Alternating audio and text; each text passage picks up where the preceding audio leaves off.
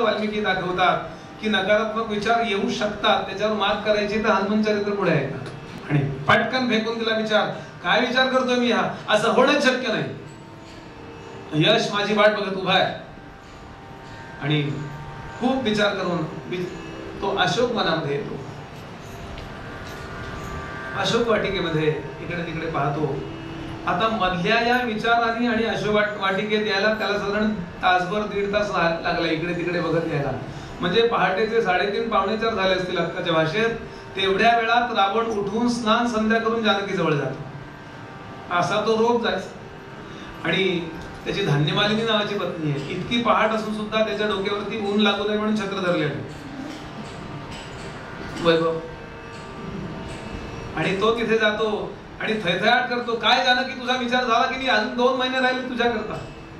त्यानंतर या राक्षसिणी सगळ्या तुला कच्च खातील किंवा तुझे मांसाचे तुकडे करून मला नाश्त्याला सकाळी देतील. तू विचार कर, अगं राम आणि मी याच्यात फरक किती आहे. राम साधा भिकारी आहे वनातला आणि मी राजा आहे. इंद्रादी देव सुद्धा मला थरथर थरथर कापतात, इतका मी पराक्रमी आहे. तुला साधं एवढ्या एवढ्या त्या माझ्या मारीच्या नावाच्या मामाने फसवलं, तुम्ही सगळेजण फसलात, काय अक्कल आहे तुम्हाला. ती जानकी झोपलेली नाही, रात्रभर रडतीये.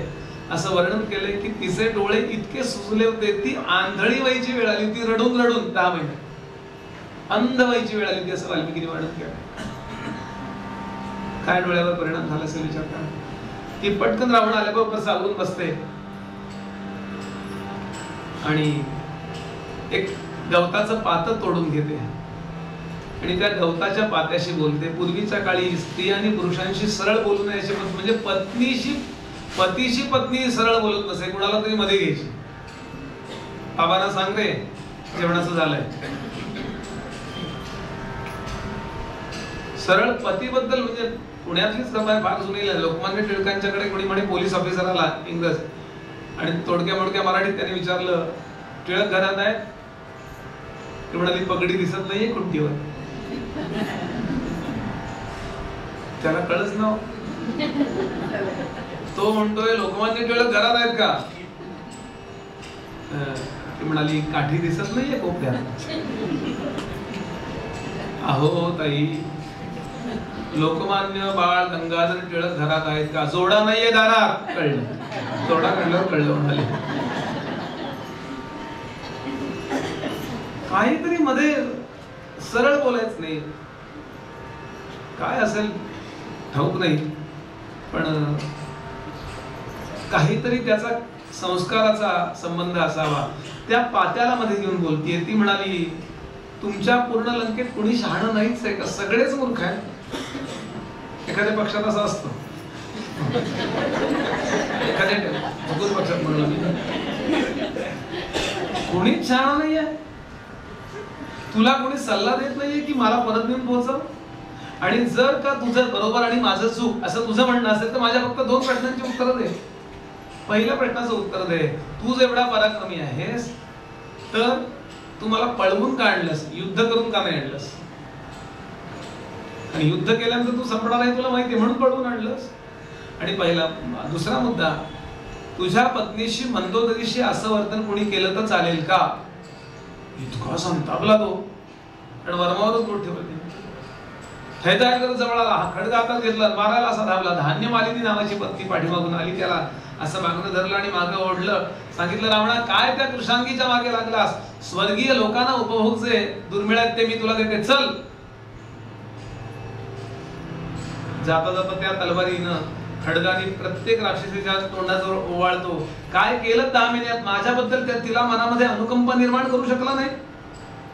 एक जटा, द्विजटा, त्रिजटा, चतुर्जटा अशा ज्या सगळ्या जणी तिथे ठेवल्यात त्या सगळ्या जणींना सांगतो आता 2 महिने तुमच्या जवळ, जर का तुम्ही तिच्या मनामध्ये माझ्याबद्दल प्रेम निर्माण करू शकला नाही तर मी तुम्हाला ठार मारीन. त्या थरथरायला लागल्या आणि रावण निघून जातो. इथे जानकीच्या मनामध्ये मरून जावं असं विचार, रडायला लागली. आणि हनुमंत तटावरनं नेमका हा प्रसंग चाललेला असताना त्या राजप्रासाच्या तटावरनं पाहतो. तो विचार करतो या पुष्करणीमध्ये पहाटे स्नानाला तर येईल ना, संध्या करताना तर इथे दिसेल ना. असा विचार करताना नेमका हा प्रसंग ऐकू आला. म्हणून खूप झाडी आहे, असं जाऊन नाहीये, म्हणून त्या झाडीतनं असा असा पाहतो आणि त्याच्या लक्षात आलं, हीच ती रामांची स्वामिनी, हीच ती रामांची स्वामिनी, हीच ती रामांची स्वामिनी, हीच ती रामांची स्वामिनी.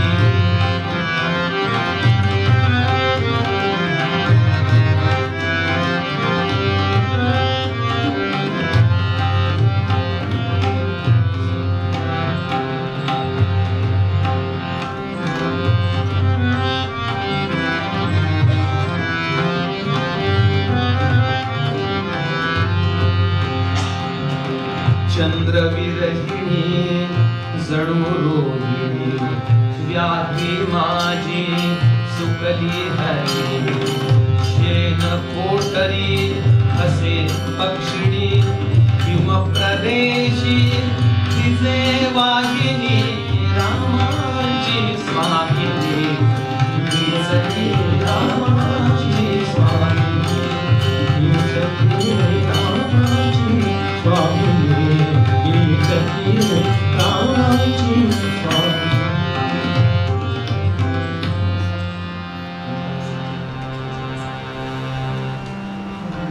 आणि हनुमंताच्या मनामध्ये आलं की काय करू मी, म्हणजे ही माझ्यावर विश्वास ठेवील. जरा जरी चुकलो, खूप काळजीपूर्वक आहे, जरा जरी चुकलो तर सगळं ओमफस होईल. एवढीशी चूक चालणार नाहीये.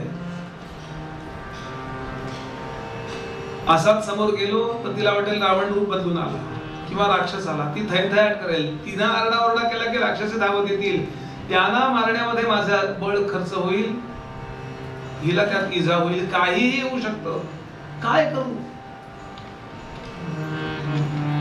समर्थांची ओवी आहे. समर्थ म्हणाले, एकांती नाजूक कारभार तेथे असावे अति तत्पर, तयाचा कोटी गुणे विचार परमार्थ विषयी. थोडा कमी करा, थोडं कमी.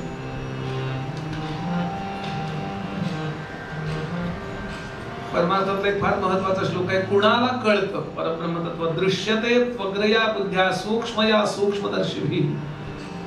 बारीक सारीक गोष्टीमध्ये नीटच विचार करावा लागतो, असं रॅन्डमली असं मोघम वागून चालत नाही. आणि त्याकरता सातत्यानं स्वतःला विवेक शिकवावा लागतो. म्हणून आपल्याकडे नियम आहेत, उंबऱ्यावर बसून शिंकू नका. छोटे छोटे हजारो नियम आहेत. रविवारी हसू नका, गुरुवारी बसू नका, शुक्रवारी दिसू नका, किती नियम आहेत आपल्याकडे. या नियमांचा प्रत्यक्ष वा अप्रत्यक्ष संबंध बुद्धीला सूक्ष्मता येण्याशी. उंबऱ्यावर बसून शिंकू नका. विचारलं का नाही, काय नाही, व्हाय नॉट. आता ज्याला विचारलं त्याचं नेमकं मामावर प्रेम होतं, म्हणून त्याला सांगितलं मामाची तब्येत बिघडते म्हटलं. हे कळायकरता तेवढं उत्तर आहे, लक्षात घ्या. मग ज्याला मामा नसेल त्याचं काय, मामा विरुद्ध कोर्टात केस सुरू असेल तर तबकेत घेऊनच उमऱ्यावर बसावं. मला आता शिंक येणार आहे आणि मम्मी आता शिंकणार आहे हे कळल्यापासून शिंक यायला जो वेळ लागतो तेवढ्या वेळात मला माझा निर्णय बदलता आला पाहिजे. अशी बुद्धीला सवय राहायचं प्रॅक्टिस म्हणून आपल्याकडे सगळे नाही. काय करूया, आणि पटकन विवेक केला. तिचं सगळ्यात जास्त प्रेम कुणावर आहे, कुणावर आहे. कुणालाही जिंकायचं असेल तर सगळ्यात जास्त प्रेम ज्याच्यावर आहे ना, ती वस्तू आणून समोर ठेवा. हिचं एकच प्रेमाचं ठिकाण आहे भगवान राम. त्यांना तर मी आणू शकत नाही, मग त्यांचं चरित्र आणू शकतो. आणि इथे सुंदर असं चरित्र गायन केलंय.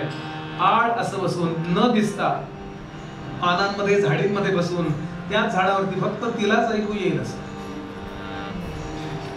दूर दूर उत्तरेमध्ये अयोध्या नावाचं राज्य, त्या ठिकाणी दशरथ महाराजांनी सुंदर असा अश्वमेध आणि पुत्र कामेष्ठी असे 2 यज्ञ केले.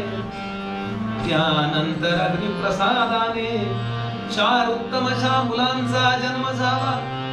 त्या मुलांची शिक्षण, त्यानंतर विश्वामित्र आगमन, त्यानंतर धनुर्भंग, अहिल्योद्धार, धनुर्भंग आणि भगवती जानकी देवींनी प्रभूंच्या गळ्यामध्ये वरमाला अर्पण केली.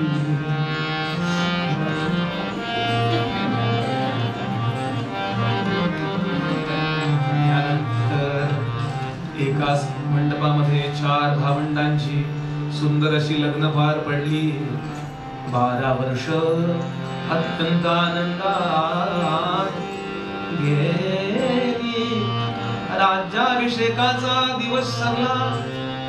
त्याच रात्री मंथरा आणि कैकेयी यांनी षडयंत्र करून प्रभूंना वनात जायला लावलं. डोळ्यातनं पाणी व्हायला लागलं. त्यानंतर भगवती जानकी देवी अत्यंत श्रेष्ठ पतिव्रता त्या प्रभूंबरोबर वनामध्ये आल्या. एक एक वाक्यानं तो तिचं हृदय जिंकतोय. लक्ष्मण सेवे करता आलाय, पण 13 वर्षानंतर एक घडू नये असा प्रसंग घडला. त्या प्रसंगानंतर जानकी देवींना रावणाने पळवलं. आता इथपर्यंत तिला माहितीच आहे पुढं काय झालं रामांचं. म्हणून समर्थांनी वर्णन केलंय. कसा आहे तो? धूर्त वैष्णव गायका.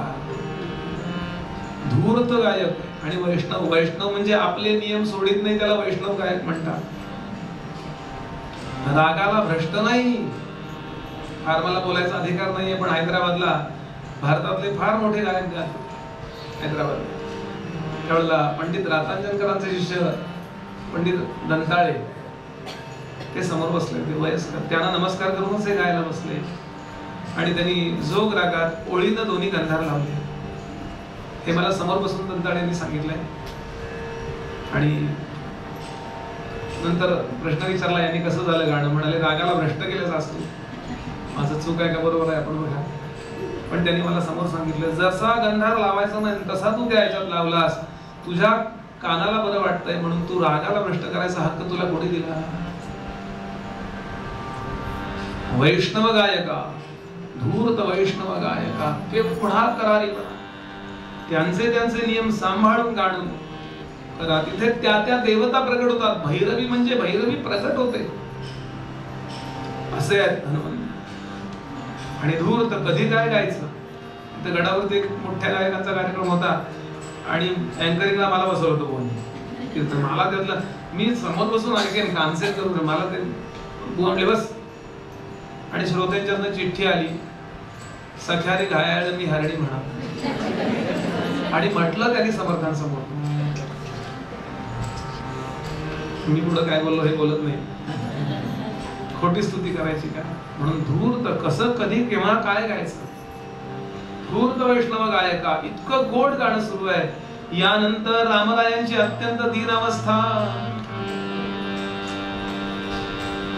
शबरीचा उद्धार, सुग्रीवाशी मैत्री, वालीचा वध सुग्रीव राजा झाला. त्यानंतर सुग्रीवानी लक्षावधी वानर जानकी देवींच्या शोधाकरता पाठवली. दक्षिणेकरता निघालेल्या युद्धामध्ये एक वानर समुद्र उल्लंघन करून लंकेमध्ये आलं. मग जानकी देवी म्हणल्या मग ते समोर काय येत नाही. पुढे काय होईल, काय झालं हे ऐकण्याची श्रोत्याची उत्सुकता वाढावी असं गावं. इतका एकाग्रतेचा. समोर काय येत नाही म्हणून छोटंसं 5 वर्षाच्या मुलाचं रूप घेतलं बरं का.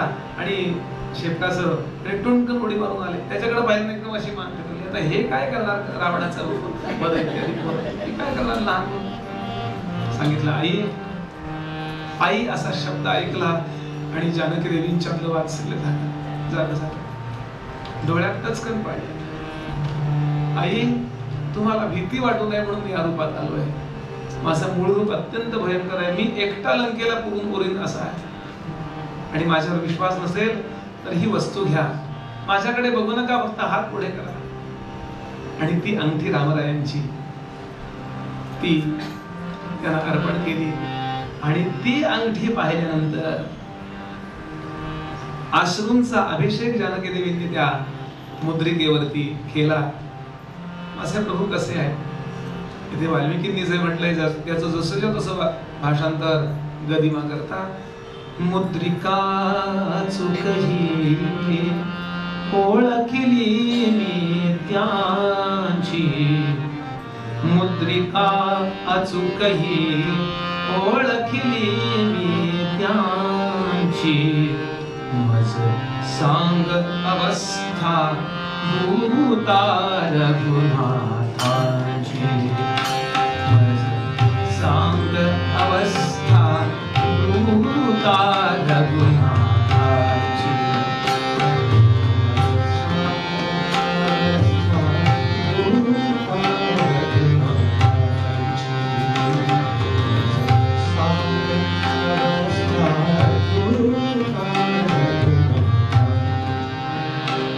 हातात धनुते अक्षय भाता पृष्ठी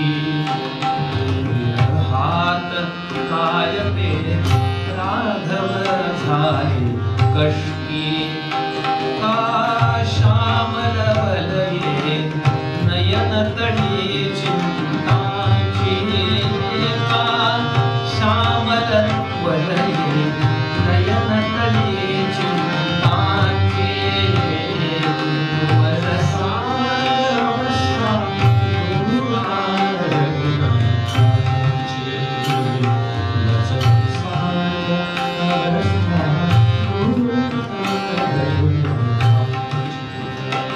बसलेत कायते लावून कर कर्माते विसरले कायते दुःखे निज धर्माते करितात अजून कर्तव्ये दुःखतीची करितात अजून कर्तव्ये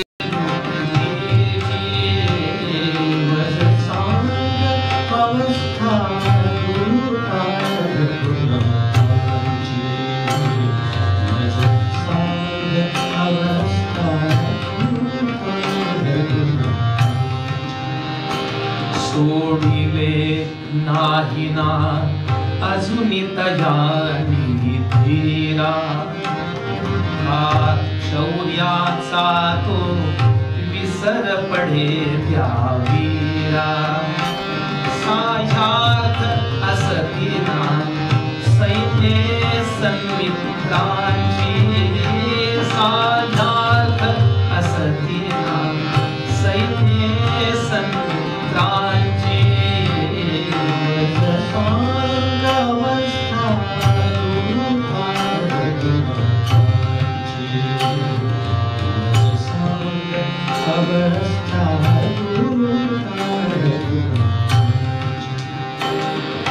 इच्छिती विजयना त्यांचे अवघे राजे का लोकप्रीतीला मुकले प्रियकर माझे विसरले थोरवी काय प्रभू यत्नांची विसरले थोरवी काय प्रभू यत्नांची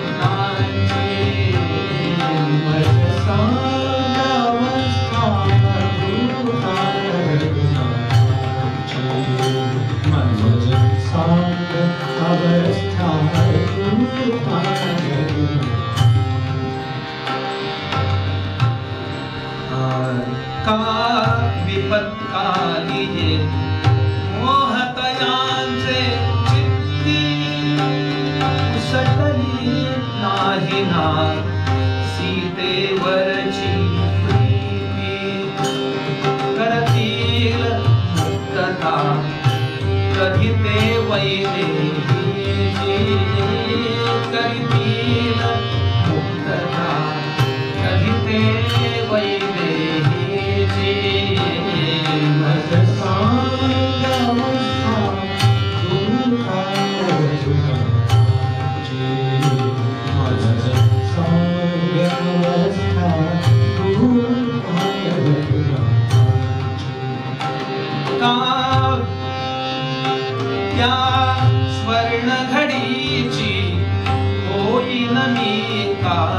साक्षी या स्वर्ण घडीची होईन कामी साक्षी कधी राम बाणका घुसेल रावण बक्षी पडतील पाहुले कधी तिथे नाथांची पडतील पाहुले कधी तिथे नाथांची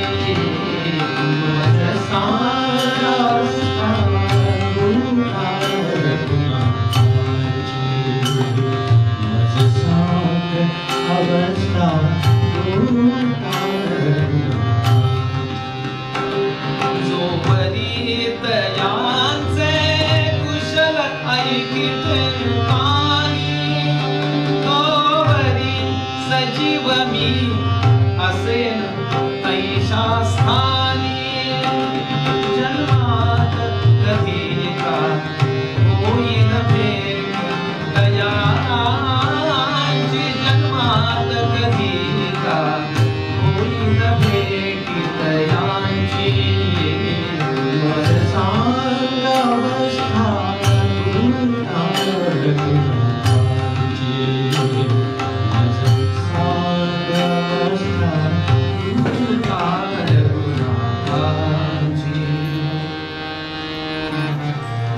शास्त्रकारांनी याला म्हटलंय तत् सुख सुखी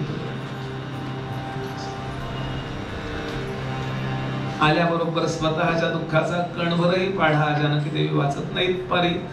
जर तुलनेनं विचार केला तर जास्त दुःखात कोणही विचार करा.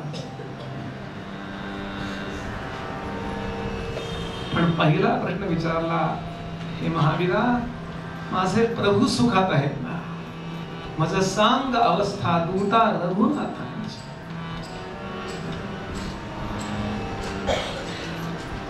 गोकुळवासीय उद्धवाला विचारतात, उद्धवा आमचा श्याम कसा आहे?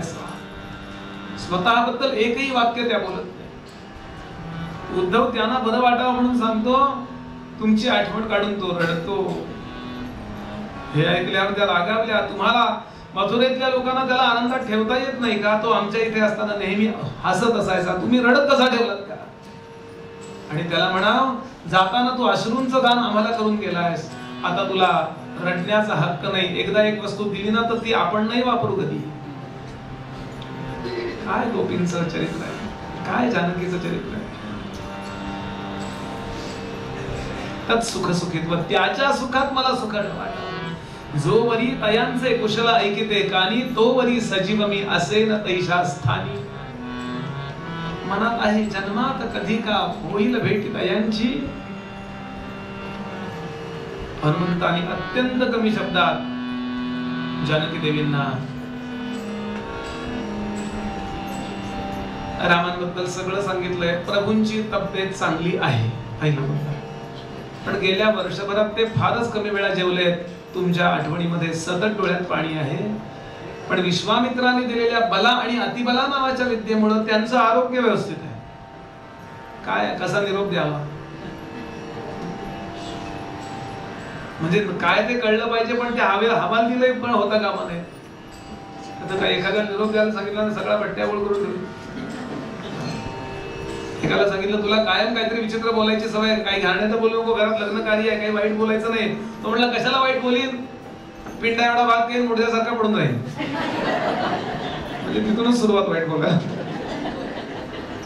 शब्दांची योजना जुळवाजुळव अशी केली आहे की जानकी देवींना रामरायांच्या अवस्थेची तर माहिती व्हावी, पण ते इथं येऊन युद्ध करायला योग्य आहेत हेही कळावं. भला आणि अतिबला नावाच्या विद्यांमुळे त्यांना त्रास झाला नाही, पण गेल्या वर्षभरात 10 महिन्यात ते जेवले नाहीयेत. केव्हा तरी हा साळीचा भात शिजवतो आणि बळे 4 घास भरवतो लक्ष्मण प्रभूंना. माते मी परत जाताना मला काही महत्वाची गोष्ट सांग. तुला आणि प्रभूंना माहिती असणारी एखादी अशी गोष्ट सांग ती फक्त तुम्हालाच दोघांना माहिती, म्हणजे प्रभू माझ्यावर विश्वास ठेवतील की खरोखर मी तुमच्यापर्यंत निरोप आणून पोहोचवला. काय हनुमंत हुशार असतील. आणि एखादी वस्तू दे, तसे रामरायांनी अंगठी दिली. डोक्याचा चुडामणी,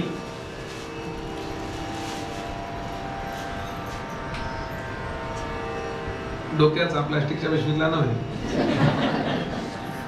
चुडामणी काढून जानकी देवींनी दिला. हनुमंताने तो बांधला. एखादी गोष्ट सांग माते, तिची फक्त तुम्हाला दोघांना माहिती. एकंदर सांगितलं. एकदा प्रभू युद्धामध्ये होते आणि त्या युद्धाच्या मध्ये प्रभूंना अंगावर जखमा झाल्या होत्या.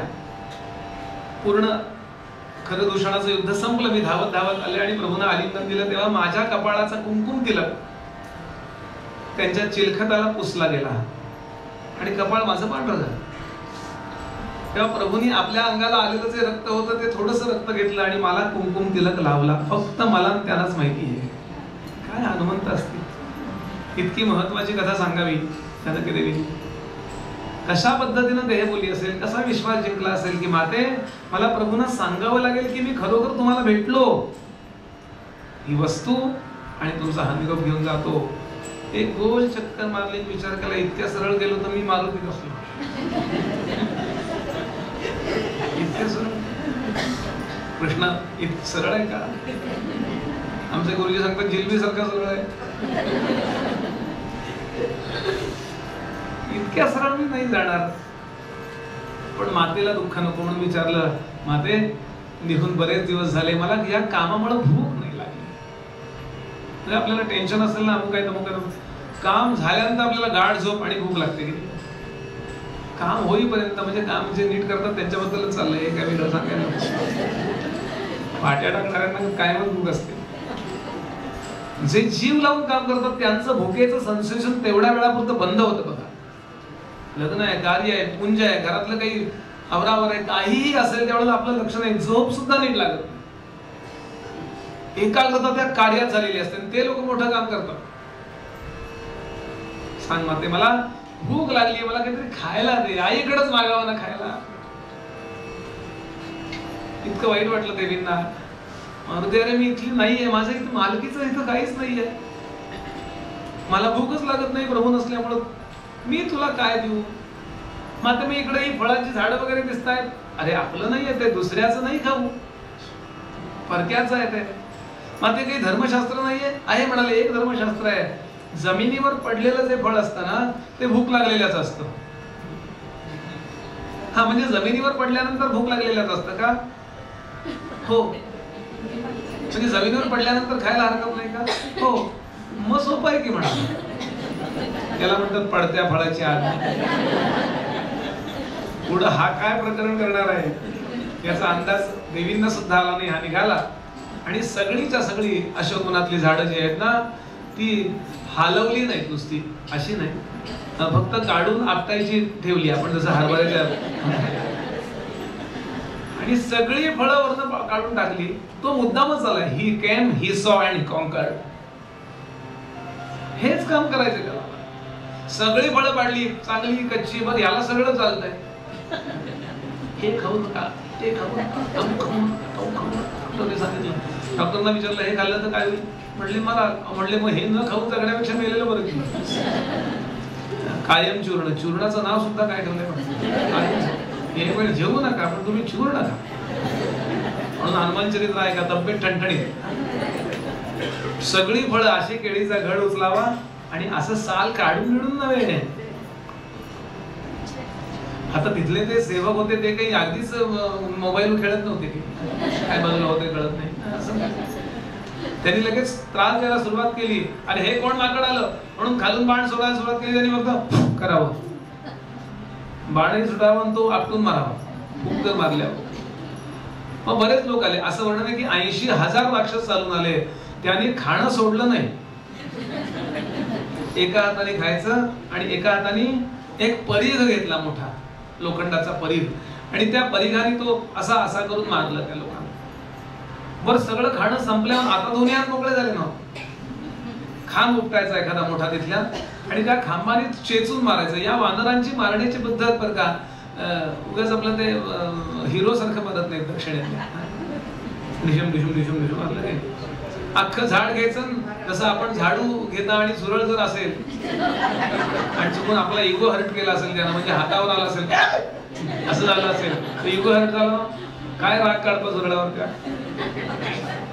झाडू घेऊन फास फास फास फास फास आणि पुन्हा मेल्या मर मेल्या मर मेल्या मर मेल्या मर असं हनुमंताने एकेकाला झोडून काढलं.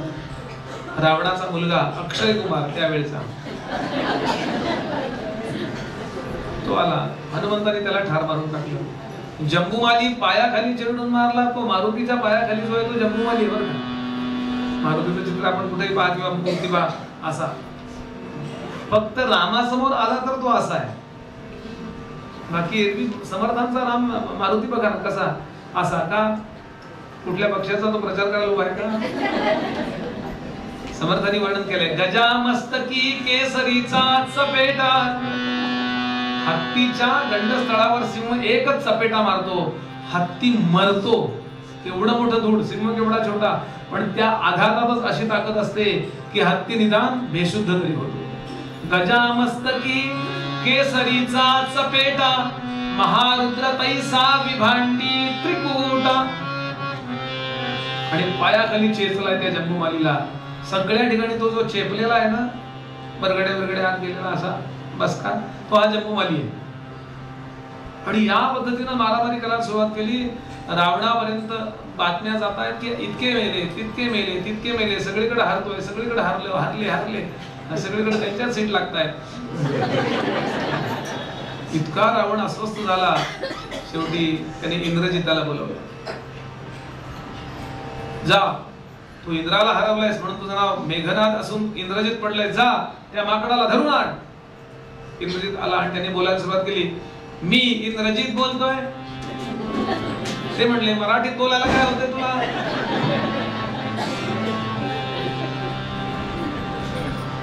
आणि विचार केला, आता खाणं पिणं झालंय, पोट भरलंय, बराचसा चेंदामेंदा झालाय, बराचसा व्याप कळलाय, काय ताकद आहे कळली. अंदाज फक्त घ्यायचा होता या पोटनिवडणुकांमध्ये, बाकी काही नव्हतं.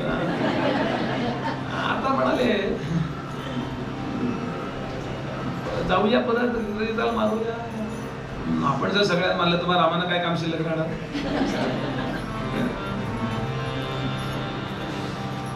युक्ती सुचली, इंद्रजिताला अटक करू देऊया, रावणासमोर जाऊया, बघूया तरी काय ताकद आहे यांची. मला बरं दृश्य अदृश्य होण्याची सगळं हनुमंत जवळ आहे. विष्णुवराने इच्छा मारणी, शस्त्रानं छेदिलं या समरांकडे, त्याला काही अपायच नाही होत. ब्रह्मदेवाच्या ब्रह्मास्त्राचा प्रयोग होत नाही, यमाचा यमदंड त्याच्यावर चालत नाही, तो चिरंजीव आहे. वज्र हनुमान मारुती, इंद्राने वज्र मारल्यावर जरा दुखापत होय हनुते, किंचित लागलं वज्राला.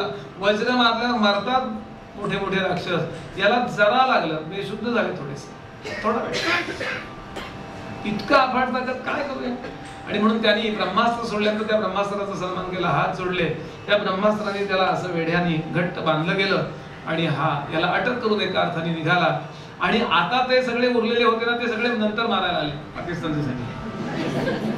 नंतर बातमी इंद्रजित म्हणला, अरे मूर्खासारखं आता मारू नका, ते ब्रह्मास्त्र जे आहे ना ते तुटेल, तुम्हाला कळत कसं नाहीये. हनुमंत म्हणाले, तसं त्यांनी तोडण्याची गरज नाहीये. सगळे खाली पडले. तर म्हणले काय, अरे इंद्रजिता माझ्यावर कुठलंच शस्त्रास्त्र चालत नाही, फक्त मला तुझ्या बाबांना भेटायची इच्छा आहे, काही अक्कल असली थोडीफार तर त्यांचा ब्रेन वॉश करूया. अँटीव्हायरस घेऊन आलोय मी कॉम्प्युटर मध्ये, आमच्या 10 कॉम्प्युटर आहेत, बरोबर आहे, खूप मेमरी आहे पण बिघडलेली आहे सगळी, चल. आणि जाऊन तिथे रावणासमोर बसतो, प्रणम केलंय. पहिल्यांदा रावणाकडे पाहिलं त्या सभेमध्ये, काय दिसत होता रावण, अत्यंत सुंदर, अत्यंत देखणा आहे रावण. असं वर्णन केले की जसं त्यांनी अनेक स्त्रिया पळवून आणल्या होत्या, त्याप्रमाणे असंही वर्णन आहे की अनेक स्त्रिया लुब्ध होऊन त्याच्यावरती त्याच्याबरोबर आल्या होत्या. खूप पराक्रमी आहे, श्रेष्ठ कवी आहे. जटाकटाह संभ्रम भ्रमन्न लिंब निर्जन विलोलनी ज्वलनी विराजमान मुकुट ढगक ढगक ढगक जलन ललाट पट्ट पावक किशोर चंद्रशेखर प्रतीक्षणम प्रतीक्षणम प्रतीक्षणम प्रतीक्षणम. भगवान शंकरांना प्रगट व्हायला भाग पडलं. विलक्षण श्रेष्ठ कवी आहे, श्रेष्ठ शिवभक्त आहे, दिसायला उत्तम आहे, पराक्रमी आहे. रावणाने वेदांच्या ऋचांवरती आपलं म्हणून एक भाष्य लिहिलंय, म्हणून रावण भाष्य म्हणतात त्याला. एक गोष्ट जर सोडली ना, हनुमंत सांगतो मोठ्या ढगाने सूर्य जसा झाकाळला जातो तसा या कामुकतेनं परस्त्रीच्या आकर्षणाने त्याचे एवढे सगळे सद्गुण त्याची माती झाली आहे. स्वतः हनुमंत सांगतात अहो रूपम, काय दिसतोयस रावणा, काय सुंदर आहेस.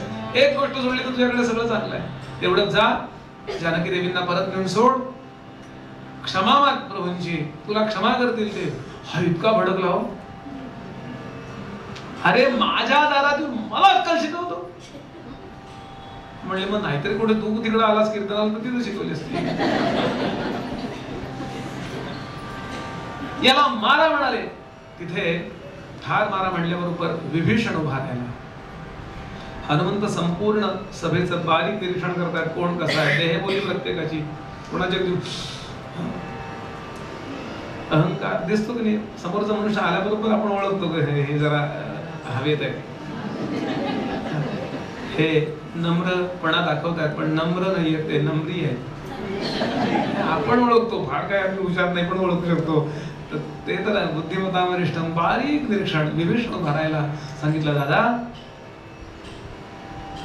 दुःख नको दिवस त्याला. दूत हा अवध्य असतो धर्मशास्त्राप्रमाणे, तेव्हा तू परत त्याला सोड.